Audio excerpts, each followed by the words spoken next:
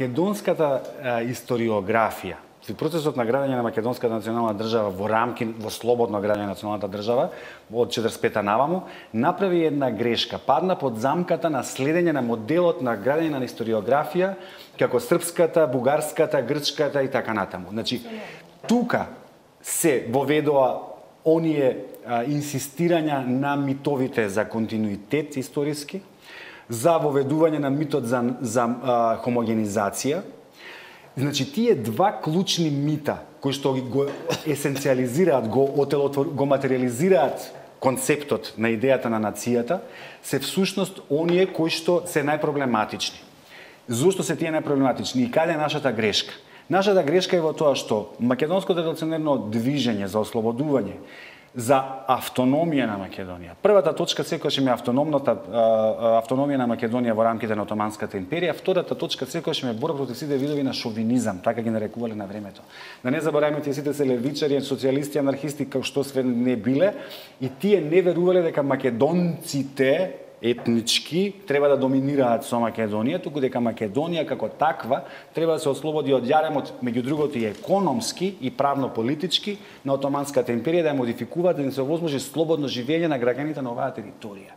И ние тоа го имаме и во 45-та како рефлекс, и ние тоа го имаме спроведувано во почетокот.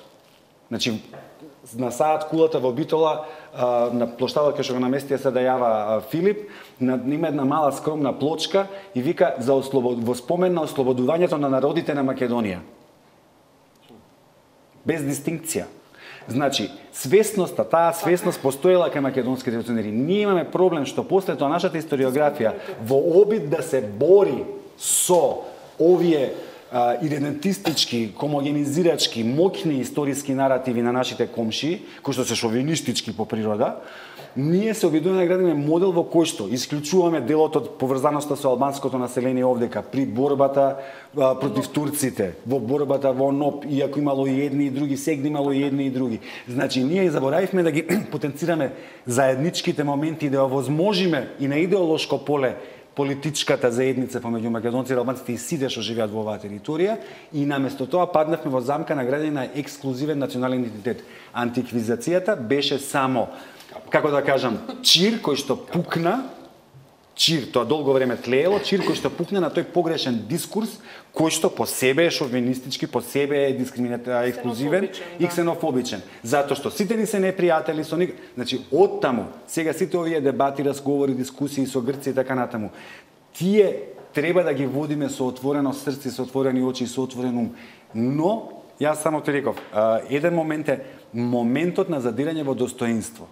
Значи, ние мораме достоинствено да искочиме од овие преговори. Што побрзо, што подобро се разбира, но дали е македонската страна таа која што треба да ги прави цело време отстапките, тоа е друго прашање. Значи, 92-та Бадинтеровата комисија ја призна Македонија дека треба да биде, ја препорача Македонија за признавање, во Лисабон се постави прашањето за името на републиката. Европската заедница, меѓународната заедница има свој удел во оваа неправечна распределба баланс на сили према Македонија, па ние сега имаме дилема како да се викаме и како треба да се викаме. Ние треба да имаме дилема како да изградиме заедничка политичка заедница. Република Македонија како таква, ако го изгуби делот од своето достоинство, ќе створи прво траен конфликт внатре во македонското етничко тело. Ќе имате бескрајно долго време, многу долго време, луѓе кои што ќе се чувствуваат непоразени, уништени и понижени. Такви не ви требаат као граѓани во една земја, бидејќи тие со својот гнев не ќе знаат како да го канализираат. Тоа е проблем од невидени размери. И у однос помеѓу меѓуетничките односи внатре во нашата земја и кон надвор. Тоа е мојата точка.